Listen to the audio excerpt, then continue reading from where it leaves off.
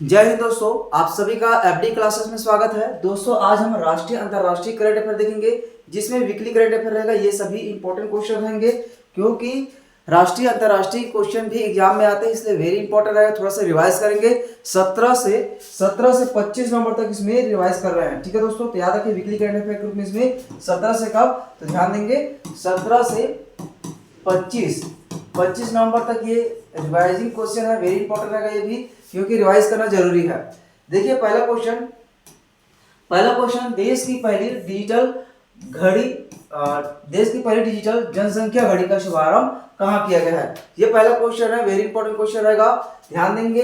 पहली है हमारे देश का, इसलिए वेरी इंपॉर्टेंट हो जाता है, क्योंकि क्वेश्चन एग्जाम में बिल्कुल पूछे जाते हैं। तो याद रखिए पहली डिजिटल जनसंख्या घड़ी का शुभारंभ कहाँ किया गया है। तो याद रखना है कहाँ दोस्तों, बेंगलुरु में किया गया है। और याद रखिए बेंगलुरु कहाँ है, तो कर्नाटक में। ये भी इंपॉर्टेंट है, क्योंकि क्वेश्चन पूछा जा सकता है बेंगलुरु कहाँ है, कर्नाटक में। तो यहीं पर स्थापित किया है। अगर राज्य पूछे तो कर्नाटक राज्य आपको याद रखना होगा। देश की पहले डिजिटल जनसंख्या घड़ी का शुभारंभ कहाँ किया गया है, तो कर्नाटक राज्य में। याद रखिए बेंगलुरु ने दोस्तों अपने पहले डिजिटल जनसंख्या घड़ी का शुभारंभ किया। दोस्तों याद रखिए कहाँ लगाया गया है, तो याद रखना है सोशल एंड इकोनॉमिक्स चेंज जो संस्थान है बेंगलुरु में, वहां पर स्थापित किया गया है। इनका उद्देश्य क्या है दोस्तों, कि इनका उद्देश्य है इस अभिनव घड़ी का पूरे कर्नाटक के साथ ही दोस्तों पूरे देश का जो इकोनॉमिक्स जो घड़ी है वह एक साथ टाइमिंग के साथ रहे, इसलिए इसे स्थापित किया। इसलिए याद रखना बेंगलुरु में।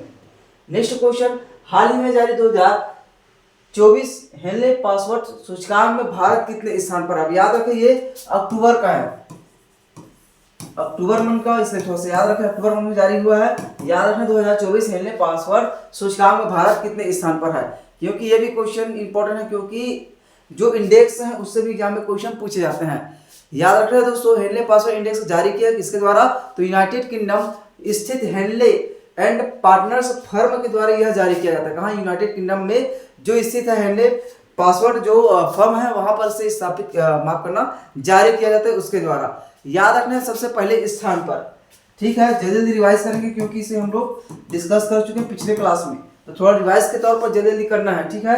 तो देखिए शीर्ष स्थान पर यहाँ पर कौन है, सिंगापुर, ठीक। पहले स्थान पर सिंगापुर है। और हमारा भारत के स्थान कितना है, तो याद रखिए ये डी नंबर बिल्कुल करेक्ट है। 83वें स्थान पर है हमारा भारत। पिछले साल कितना था दोस्तों, ये भी याद रखिए 82वें स्थान पर था, ठीक है। 82वां स्थान पर था पिछले साल, इसलिए इसे भी याद रखना है, क्योंकि दोनों पूछा जा सकता है। अगर आपसे पूछा जाए 2023 में तो आपको इसको लगाना है, और 2024 पूछा जाए तो आपको ये 83वां को लगाना है, ठीक है। ये भी इंपॉर्टेंट है। भारत दोस्तों इसमें 58 देशों का मुक्त वीजा टूर कर सकता है, मतलब बिना वीजा के 58 देशों में हमारा भारत क्या कर सकते हैं, घूम सकते हैं, ये कहा गया है। इसलिए याद रखें हमारा भारत का कितना है, 83वां स्थान। पहले स्थान पर कौन है, सिंगापुर। चलिए नेक्स्ट क्वेश्चन की तरफ। देखिए भारत के अलावा किस टीम ने 3 बार महिला एशियाई चैंपियनशिप ट्रॉफी जीती है। ये भी इंपॉर्टेंट है, क्योंकि याद रखें दोस्तों अभी हाल ही में हॉकी चैंपियनशिप आयोजित किया गया, जिसमें एशियाई चैंपियनशिप ट्रॉफी किसने जीती है, भारत के अलावा, क्योंकि भारत इसमें 3 बार जीते हैं, ठीक। तो याद रखें सबसे पहले आयोजन इनका फाइनल का, जो फाइनल मैच कहाँ आयोजित हुआ, ये भी इंपॉर्टेंट रहेगा। 20 नवंबर को, कब, 20 नवंबर को दोस्तों ये आयोजित किया गया है। कहाँ, बिहार में आयोजित किया गया। इसे थोड़ा सा याद रखें, बिहार में। और याद रखें राजकीय हॉकी स्टेडियम बिहार में ये आयोजित किया गया है। इसमें विजेता कौन बने हैं, तो हमारा भारत, ठीक है। भारत इसमें विजेता रहे हैं। विजेता के रूप में याद रखें, विजेता कौन रहा है, हमारा भारत। साथ ही दोस्तों उप विजेता, देखिए उप विजेता चीन को हम लोग हरा कर जीत हासिल किए हैं, चीन को, ठीक है। उप विजेता की बात करते हैं, उप विजेता,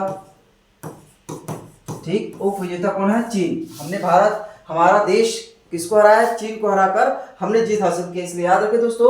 और याद रखें महिला एशियाई चैंपियनशिप ट्रॉफी भारत के अलावा दोस्तों दक्षिण कोरिया ने 3 बार जीत हासिल की। मतलब जो हॉकी एशियाई चैंपियनशिप है दोस्तों उसे भारत ने 3 बार जीत चुका, अभी मतलब 2023 में भी जीत हासिल किया, 2024 में भी। और याद रखें यहीं पर दोस्तों दक्षिण कोरिया ये 3 बार जीत हासिल की, हमारे भारत के बराबर है दोनों, इसलिए थोड़ा सा याद रखना है, ठीक है। चलिए 2016 में शायद भारत ने 2016 में पहली बार जीत हासिल किया था, उसके बाद 2023 में, उसके बाद अभी 2024 में, ठीक, ये लगातार हमारे भारत अभी जीत हासिल कर रहे हैं, इसमें थोड़ा सा याद रखना, ये भी इंपॉर्टेंट रहेगा। चलिए आगे बढ़े। इसके बाद देखिए नेक्स्ट क्वेश्चन क्या है, किस देश ने दूसरी, ध्यान देंगे यहाँ पे, किस देश ने दूसरी भारत कैरिकॉम शिखर बैठक की मेजबानी की है। अब देखिए ये क्वेश्चन क्यों इंपॉर्टेंट है दोस्तों, यह क्वेश्चन बहुत ज्यादा इंपॉर्टेंट क्योंकि हमारे प्रधानमंत्री ना, जो पीएम मोदी जी है, अभी टूर में गए थे, आपको भी पता होगा क्योंकि इसके बारे में विस्तार से डिस्कस किए। कब से? 16 से दोस्तों 21 जो नवंबर है, नवंबर में पूरा टूर रहा है इनका, इसलिए याद रखिए। इसके बीच में हमने बहुत सारे क्वेश्चन डिस्कस किए जिसमें अलग अलग देशों द्वारा बहुत सारे पुरस्कार दिए गए, जैसे कि नाइजीरिया पुरस्कार दिया गया, ब्राजील द्वारा पुरस्कार दिया गया, गुयाना द्वारा पुरस्कार दिया गया, डोमिनिकन राज्य उनके द्वारा भी पुरस्कार दिया गया। तो बिल्कुल हमने इस पूरा डिस्कस किए हैं, तो याद रखिए दोस्तों ये इंपॉर्टेंट रहेगा। भारत कैरिकॉम शिखर बैठक की मेजबानी किसके द्वारा किया गया, तो याद रखना गुयाना। ठीक, इनका सही आंसर क्या हो जाएगा, गुयाना, बिल्कुल करेक्ट आंसर है। ठीक है दोस्तों, याद रखिए। और इसमें पुरस्कार देखिए, गुयाना और डोमिनिकन जो राज्य है दोस्तों, उसके द्वारा सर्वोच्च नागरिक पुरस्कार दिया गया अपने देश का। तो सबसे पहले 19 नवंबर की बात करते हैं। 19 नवंबर 2024 को जॉर्ज टाउन, जो वहां पे गुयाना में एक सभा स्थल है दोस्तों, वहां पर पुरस्कार किया है। तो याद रखिए गुयाना का सर्वोच्च पुरस्कार कौन सा, द ऑर्डर ऑफ, यहाँ पे लिखे गुयाना द्वारा, गुयाना, ये हम सभी डिस्कस कर चुके हैं पहले क्लास में, इसलिए थोड़ा सा याद रखें, the order of excellent, the order of excellent, excellent. ठीक, ये गुयाना का सर्वोच्च नागरिक पुरस्कार है, वहां के जो प्रधानमंत्री उसके द्वारा दिया गया है, माफ कीजिएगा राष्ट्रपति द्वारा। ठीक, गुयाना के राष्ट्रपति कौन, ये भी बहुत इंपॉर्टेंट है, मोहम्मद इरफान अली, ये हमने डिस्कस किया था। ये राष्ट्रपति द्वारा, राष्ट्रपति कौन है वहां का, तो याद रखें मोहम्मद इरफान अली। ठीक है, इरफान अली द्वारा इसे सम्मानित किया है हमारे मोदी जी को, इसलिए थोड़ा सा याद रखें। ठीक है दोस्तों, इसी तरह डोमिनिकन राज्य है, उनके द्वारा भी सम्मानित किया गया, उनके बारे में हमने बताया था, डोमिनिकन अवार्ड ऑफ ऑनर, कौन सा, डोमिनिकन अवार्ड ऑफ ऑनर, यहाँ पे लिखे यहीं पे लिखेंगे हम लोग डोमिनिकन। ठीक है, डोमिनिकन अवार्ड ऑफ ऑनर सम्मानित किया गया हमारे मोदी जी को, ये भी इंपॉर्टेंट रहेगा क्योंकि इससे भी क्वेश्चन पूछा जा सकता है। और याद रखें जो डोमिनिकन का राष्ट्रपति कौन है, ये भी इंपॉर्टेंट है, तो याद रखें सिल्वेंटी बर्टन, ऐसा कुछ है उनका, सिल्वेंटी बर्टन, यहीं पे लिखिए सिल्वेंटी बर्टन, ये इनका क्या है, राष्ट्रपति है, ये डोमिनिकन का। ठीक है, गुयाना का हमने यहाँ पर डिस्कस किए, और है मोहम्मद इरफान अली, ये गुयाना का है, ये दोनों हमने डिस्कस किए, दोनों इंपॉर्टेंट है, याद रखें। और ये बैठक कहाँ किया है, गुयाना में आयोजित किया गया था। देखिए नेक्स्ट क्वेश्चन की तरफ, भारत के अगले नियंत्रक एवं महालेखा परीक्षक के रूप में किसे नियुक्त किया गया है, ये अभी हाल ही में नियुक्त किया है हमारे भारत का, वेरी इंपॉर्टेंट है। ठीक है दोस्तों, तो चलिए बताइए इनका सही आंसर क्या होगा। देखिए भारत के जो नियंत्रक एवं महालेखा परीक्षक, जिसे शॉर्टकट में CAG कहा जाता है, क्या कहा जाता है, CAG। ठीक है, इनका प्रमुख किसे नियुक्त किया है दोस्तों, तो याद रखिए के संजय मूर्ति, किसके स्थान पर लिया, ये भी इंपॉर्टेंट है, के संजय मूर्ति दोस्तों यहाँ पे गिरीश चंद्र मुर्मू का स्थान लिया है, ये याद रखना है। इसका जो कार्यकाल है कब खत्म हुआ, 21 नवंबर को। ठीक है, 21 नवंबर को इनका कार्यकाल खत्म हो गया गिरीश जी का, और उसके स्थान पर कौन बने हैं, तो याद रखिए के संजय मूर्ति बने हैं। ठीक है दोस्तों, याद रखना है। और याद रखना है राष्ट्रपति द्वारा इनकी नियुक्ति की जाती है, ये कैग का, इससे क्वेश्चन पूछा जाता है, इसलिए थोड़ा सा बिल्कुल याद रखिए किसके द्वारा नियुक्त किया जाता है, तो वेरी इंपॉर्टेंट है। ठीक है दोस्तों, और अनुच्छेद कौन सा है, राष्ट्रपति द्वारा नियुक्ति तो किया जाता है, लेकिन अनुच्छेद बिल्कुल याद रखें, किस अनुच्छेद के तहत। ठीक है, किस अनुच्छेद, तो बिल्कुल 148 अनुच्छेद के तहत दोस्तों राष्ट्रपति द्वारा हमारे भारत के नियंत्रक एवं महालेखा परीक्षक का क्या किया जाता है, नियुक्त किया जाता है। ये भी बहुत इंपॉर्टेंट है, क्वेश्चन इससे पूछा जाता है। एक क्वेश्चन और इसी में ज्यादातर बनते हैं क्योंकि 6 वर्ष इनका कार्यकाल कितना होता है, 6 वर्ष या 265, दोनों में से जो पहले हो जाए इनका कार्यकाल होता है, मतलब 6 वर्ष का रहेगा, या इनका 65 वर्ष हो गया तो ये रिटायर हो जाएंगे। ठीक है, इतना आपको याद रखें, इसमें 6 से इसे याद रखें, 6 या 65 वर्ष। ठीक है, इनका रिटायरमेंट का समय, इनका जो रिटायर है अभी 65 वर्ष से हो गए, इसलिए यह रिटायर हो रहे हैं। ठीक है दोस्तों, आगे बढ़ते इसके बाद। अब देखिए 2024 विश्व मत्स्य दिवस पर किस राज्य को सर्वश्रेष्ठ समुद्री राज्य का पुरस्कार दिया गया है? वेरी इंपॉर्टेंट क्वेश्चन है, किस राज्य को सर्वश्रेष्ठ समुद्री राज्य का पुरस्कार से सम्मानित किया है दोस्तों? तो वेरी इंपॉर्टेंट, याद रखिए दोस्तों, विश्व मत्स्य दिवस के मौके पर हमारे छत्तीसगढ़ को, साथ ही दोस्तों हमारे जो राज्य है केरल राज्य को सम्मानित किया है। दोनों इंपॉर्टेंट रहेगा। ठीक है, ध्यान देंगे यहाँ पे जो 21 नवंबर को सम्मानित किया गया, ये भी याद रखें, 21 नवंबर को। कब? 21 नवंबर 2024 को। ठीक है, ध्यान देंगे, इसे सम्मानित किया है सर्वश्रेष्ठ समुद्री राज्य का पुरस्कार किसे सम्मानित किया है? तो बिल्कुल याद रखें दोस्तों, किसे? केरल राज्य को। देखिए, देश के मत्स्य पालन और जलीय कृषि को बढ़ावा देने के लिए इस तरह से पुरस्कार दिए जाते हैं। और याद रखें दोस्तों, इनके योगदान के लिए केरल को सम्मानित किया है। ठीक, तो कब? ये हमने डिस्कस किए, कब? मत्स्य पालन जो पशुपालन एवं डेयरी मंत्रालय के द्वारा दोस्तों नई दिल्ली में सम्मानित किया है। हमारे छत्तीसगढ़ को भी सम्मानित किया है। और आप लोग कमेंट करेंगे छत्तीसगढ़ को किस कैटेगरी में सम्मानित किया है, क्योंकि हमने छत्तीसगढ़ के बारे में विस्तार से डिस्कस किया। अलग अलग इसमें कैटेगरी दिया गया था, जिसमें हमने बताया था कि दोस्तों सर्वश्रेष्ठ राज्य या संघ क्षेत्र जो श्रेणी में उसे पुरस्कृत किया है, जिसमें समुद्री क्षेत्र में, राज्य क्षेत्र में किसे? केरल को सम्मानित किया है। इसी तरह दोस्तों सर्वश्रेष्ठ अंतरराज्यीय अंतरदेशीय माफ करना सर्वश्रेष्ठ अंतरदेशीय राज्य के रूप में तेलंगाना को, इसी तरह सर्वश्रेष्ठ हिमालय एवं पूर्वोत्तर राज्य में दोस्तों उत्तराखंड को, इसी तरह सर्वश्रेष्ठ केंद्र शासित प्रदेश में जम्मू एवं कश्मीर को सम्मानित किया है। ठीक है, सर्वश्रेष्ठ जिला के क्षेत्र में हमारे छत्तीसगढ़ को सम्मानित किया है। अब देखिए सर्वश्रेष्ठ जिला में दोस्तों सर्वश्रेष्ठ अंतरदेशीय, याद रखें, सर्वश्रेष्ठ अंतरदेशीय जिला में हमारे छत्तीसगढ़ को सर्वश्रेष्ठ, ठीक, सर्वश्रेष्ठ अंतरदेशीय जिला। ठीक है, इस कैटेगरी में हमारे छत्तीसगढ़ को भी 21 नवंबर को सम्मानित किया है। ये हमने पिछले क्लास में डिस्कस किए हैं। ठीक है, इसे भी आपको याद रखना, इसी कैटेगरी में से है, इसी पुरस्कार का ये भी हिस्सा है हमारा छत्तीसगढ़ का, जो पुरस्कार भी हाल ही में हमने देखा है कि छत्तीसगढ़ को किस कैटेगरी में पुरस्कृत किया गया है ना। तो बिल्कुल याद रखें, ये भी इंपॉर्टेंट रहेगा। ठीक है, अगर जिला में बात करें दोस्तों, इसी तरह सर्वश्रेष्ठ हिमालय एवं पूर्वोत्तर राज्य जिला में, तो याद रखें दरंगा जो असम में है, दरंगा है, उसे भी सम्मानित किया है, इसलिए भी उसे भी याद रखें, अलग अलग कैटेगरी में दिया था। अब देखिए सशक्त व्यापार सूचकांक 2024 में भारत का स्थान कितना है? किसमें? सशक्त व्यापार सूचकांक 2024 में भारत का स्थान कितना भी हाल ही में डिस्कस किए हमने। तो याद रखें दोस्तों, भारत के स्थान कितना है इसमें? 23वें स्थान पर है। कितना स्थान पर? 23वें स्थान पर है। ठीक, याद रखें दोस्तों, जारी करते किसके द्वारा? तो हेनरिच फाउंडेशन द्वारा। किसके द्वारा? हेनरिच ये फाउंडेशन द्वारा इसे जारी किया जाता है, हेनरिच फाउंडेशन द्वारा। और हमारा भारत के स्थान कितना बताया इसमें? 33वें स्थान बताया गया है। इसमें 3 स्तंभ हमने डिस्कस किए थे पिछले क्लास में, कि इसमें 3 स्तंभ रखे गए हैं कि इसे निर्धारण के लिए कौन कौन सा? आर्थिक विकास का रखा गया था, और सामाजिक उन्नति, आर्थिक विकास, सामाजिक उन्नति, और तीसरा पर्यावरण लचीलापन।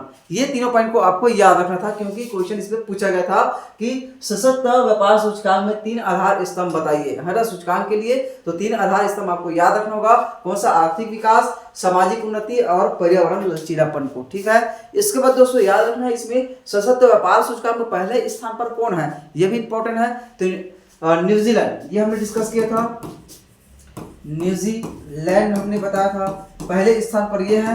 दूसरे स्थान पर भी हमने बताया था यूनाइटेड किंगडम को। ठीक है, यूनाइटेड किंगडम को बताया गया था। इसके बाद दोस्तों तीसरे स्थान पर भी आपको याद रखना है, ये भी इंपॉर्टेंट रहेगा, ऑस्ट्रेलिया। ठीक है, ऑस्ट्रेलिया, ये आपको तीनों को आपको याद रखना है। ऑस्ट्रेलिया तीसरे स्थान पर, ये ऑस्ट्रेलिया, पहला ये न्यूजीलैंड, दूसरा ये यूनाइटेड किंगडम है। ठीक है, हमारा भारत का स्थान आपको पता ही है कितने नंबर पर? 23वें स्थान पर है हमारा भारत का, इसलिए थोड़ा सा पॉइंट को नोट करें। चलिए आगे बढ़े। इसके बाद नेक्स्ट क्वेश्चन, भारत का पहला संविधान संग्रहालय की स्थापना किस राज्य में किया गया है? यह भी क्वेश्चन बहुत इंपॉर्टेंट, क्योंकि अभी हाल ही में हमने कल संविधान दिवस मनाया है ना। तो याद रखें दोस्तों, भारत का पहला संविधान संग्रहालय की स्थापना कहाँ या किस राज्य में किया गया है? ठीक, तो याद रखें दोस्तों, कहाँ? हरियाणा में। ये इंपॉर्टेंट है, हरियाणा के जो सोनीपत है, कहाँ पर?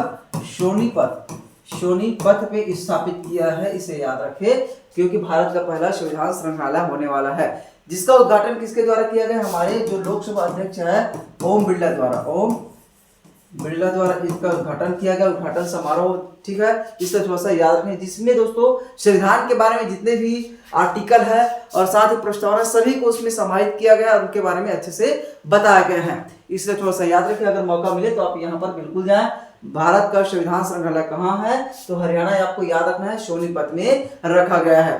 ठीक है दोस्तों, चलिए, और याद रखिए अभी जो संविधान संग्रहालय की स्थापना दिवस मनाया गया, और साथ ही आप लोग याद रखना है संविधान जो अभी हाल में संविधान दिवस मनाया गया है, तो दोस्तों ये 75वां है।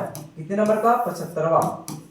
ठीक है, इसलिए याद रखें 75वां जो संविधान दिवस मनाया है, इसे याद रखें, इससे भी क्वेश्चन एग्जाम में पूछे जा सकते हैं।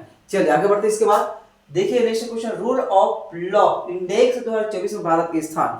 ठीक, ये भी इंपॉर्टेंट, क्योंकि इससे भी क्वेश्चन एग्जाम में पूछे जा सकते हैं, मतलब विधि का नियम सूचकांक। दोस्तों मैं इतना जल्दी क्यों जा रहा हूं, क्योंकि मतलब इतना जल्दी क्लास हो रहा है, क्योंकि जल्दी से क्लास खत्म करेंगे, है ना, इंपॉर्टेंट रहेगा सभी क्वेश्चन, क्योंकि ये रिवाइज के तौर पर है। पिछले क्लास में हमने विस्तार से सभी का क्वेश्चन और डिटेल से डिस्कस किए हैं। ठीक है, तो थोड़ा सा आगे बढ़ेंगे लगातार, क्योंकि बहुत सारे क्वेश्चन होते हैं, एक हफ्ता का 1-1.5 घंटा का क्लास हो जाएगा, इसलिए हम इसे शॉर्ट में केवल 30 या 20 मिनट के बीच में से खत्म करेंगे, है ना। तो देखिए रूल ऑफ लॉ इंडेक्स 2024 में भारत का स्थान कितना है, मतलब विधि का नियम सूचकांक। ठीक है दोस्तों, इसे जारी किसके द्वारा किया जाता है, ये भी इंपॉर्टेंट होता है, ये क्योंकि विश्व न्याय परियोजना द्वारा, ध्यान देंगे यहाँ पे, विश्व न्याय परियोजना द्वारा इसे जारी किया। मैं हर क्लास में और हर जो इंडेक्स आते हैं उनमें बिल्कुल जो सूचकांक आते हैं उसमें दोस्तों जारीकर्ता का नाम बिल्कुल डिस्कस करते हैं, क्योंकि ये क्वेश्चन एग्जाम में पूछा गया था, इसलिए मैं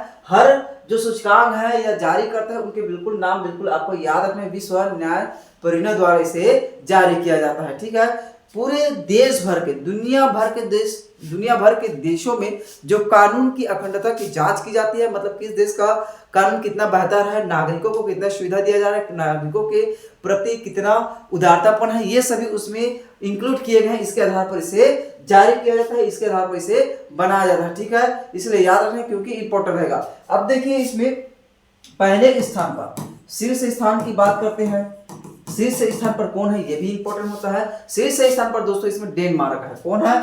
डेनमार्क का पहले स्थान पर है। ठीक, सबसे पहले इसमें याद रखिए इसमें कुल देश कितने हैं, तो ध्यान देंगे यहीं पे 137 देश है इसमें। कुल कितना देश है इसमें? 137 देश है इसमें। ठीक, 137 देशों में दोस्तों पहले स्थान पर कौन है? ये डेनमार्क है। दूसरे स्थान पर कौन है? नॉर्वे। ठीक, दूसरे स्थान पर नॉर्वे है और तीसरे स्थान पर कौन है? आपको तीनों याद रखना है, फिनलैंड। ठीक है, फिनलैंड तीसरे स्थान पर कौन है? ये फिनलैंड है। और हमारा भारत के इसमें स्थान तो बिल्कुल याद रखना ही है। तो भारत के स्थान दोस्तों इसमें कितना है? 79 स्थान पर है हमारा भारत। कितने स्थान पर? हमारा भारत 79 स्थान पर है, इसमें याद रखे। और इसमें हमारे जो पड़ोसी देश है अफगानिस्तान, उसका भी नाम याद रखे। इसमें दोस्तों अंतिम में जो 35वां स्थान कौन है तो पूछा जाए तो दोस्तों अफगानिस्तान का है। इसी तरह सबसे माफ कीजिएगा, यहाँ पे सबसे लास्ट शुरू करेंगे 137वें स्थान पर, है ना। 137वें स्थान पर कौन है तो याद रखिए वेनेजुएला। ये वेनेजुएला है, ये सबसे लास्ट पायदान पर है। कितने स्थान पर? 137वें स्थान पर वेनेजुएला है। इसके बाद कंबोडिया के स्थान आता है, कंबोडिया। ठीक है, कंबोडिया कितने स्थान पर है तो यही भी 136वें स्थान पर है। ठीक, और इसी तरह दोस्तों हमने अभी 135वें स्थान डिस्कस की, इसमें अफगानिस्तान। कौन है? अफगानिस्तान। ठीक है, इसका नाम भी याद रखिए अफगानिस्तान। सबसे जिसमें 35वें स्थान पर सबसे लास्ट में कौन है? वेनेजुएला। और सबसे पहले में कौन है? डेनमार्क, उसके बाद नॉर्वे, उसके बाद फिनलैंड। भारत के स्थान 19वें स्थान पर आपको याद रखना है। ठीक है दोस्तों, इतना याद रखें। चलिए, भारत की पहली रोबोट ड्रग्स डिस्कवरी लैब कहाँ स्थापित किया है? भारत का पहला, देखिए भारत की पहली रोबोट ड्रग्स डिस्कवरी लैब कहाँ स्थापित किया गया है? याद रखिए दुनिया की दूसरी मतलब हमारे देश से पहले और कहीं स्थापित किया गया है ना। तो दुनिया की दूसरी रोबोटिक ड्रग्स डिस्कवरी लैब कहाँ स्थापित किया गया है? तो हमारे भारत में, याद रखना है। और याद रखिए भारत के कहाँ? तो हैदराबाद में। कहाँ दोस्तों? हैदराबाद में। हैदराबाद में स्थापित किया है। और याद रखिए ये हमारा दूसरा है, हमारा भारत दूसरा है। तो पहला कौन है दुनिया में? पहला चीन। ठीक है, चीन देश पहला है, ठीक, इसलिए याद रखिए प्रथम कौन है, चीन। इस तरह से स्थापित करने वाला प्रथम देश चीन है। दूसरे स्थान पर हमारा भारत है, और भारत के कहाँ स्थापित किया है, तो हैदराबाद को आपको बिल्कुल याद रखना है। इस लैब में दोस्तों आर्टिफिशियल इंटेलिजेंस का उपयोग किया जाएगा। इसका प्रमुख उद्देश्य क्या है या इनका मोटो क्या है, तो याद रखिए दवाओं के जो मॉलिक्यूल्स पर होने वाले जो खर्च है उन्हें 1/4 कम किया जाएगा। मतलब दोस्तों जो दवाई में खर्च होने वाला है, इसमें दवाई में जो खर्च होगा, ठीक है, उनका 1/4 क्या किया जाएगा, कम किया जाएगा। ठीक है, इनका प्रमुख उद्देश्य यही है। ठीक, इतना आपको याद रखना, हैदराबाद में स्थापित किया है। अब देखिए हाल ही में मॉरिशस के प्रधानमंत्री के रूप में किसे नियुक्त किया गया है, हाल ही में मॉरिशस के प्रधानमंत्री के रूप में किसे नियुक्त किया है, याद रखिए क्योंकि अभी चर्चा में रहा है, मॉरिशस के नए प्रधानमंत्री के रूप में नियुक्त किया है। याद रखना दोस्तों किसे, तो सबसे पहले नवीन, यहाँ पे दिख रहा है पहला नंबर का नवीन राम गुलाम, कौन है, नवीन राम गुलाम जी को नियुक्त किया है। इसलिए याद रखिए प्रधानमंत्री के रूप में कहाँ के, मॉरिशस के प्रधानमंत्री के रूप में नवीन राम गुलाम जी को नियुक्त किया है। ये दोस्तों चौथी बार, ठीक है, चौथी बार बनी है ये, ठीक है, अलग अलग कार्यकाल में चौथी बार बने हैं। इसमें वेरी इंपॉर्टेंट क्वेश्चन है। साथ ही याद रखिए ये सबसे बूढ़ा व्यक्ति है, ठीक है, 70 वर्ष की उम्र में एक मॉरिशस के क्या बने हैं, प्रधानमंत्री बने हैं। इसलिए थोड़ा सा याद रखिए, ये भी क्वेश्चन इंपॉर्टेंट है, ठीक, इसलिए याद रखना आपको। चलिए इसके बारे में इतने ही डिस्कस करते हैं। देखिए आज की वीडियो में इतने ही डिस्कस करेंगे। जो सप्ताह भर का जो महत्वपूर्ण इंपॉर्टेंट क्वेश्चन रहा है हमारे देश से संबंधित, साथ ही राष्ट्रीय अंतरराष्ट्रीय, साथ ही हमारे छत्तीसगढ़ से संबंधित भी रहा है। तो इसलिए दोस्तों वेरी इंपॉर्टेंट क्वेश्चन है, सभी को ध्यान से देखेंगे, ये रिवाइज के तौर पर देखे हैं। तो चलिए कल मिलते हैं 8:30 बजे के समय में। जय हिंद, जय छत्तीसगढ़।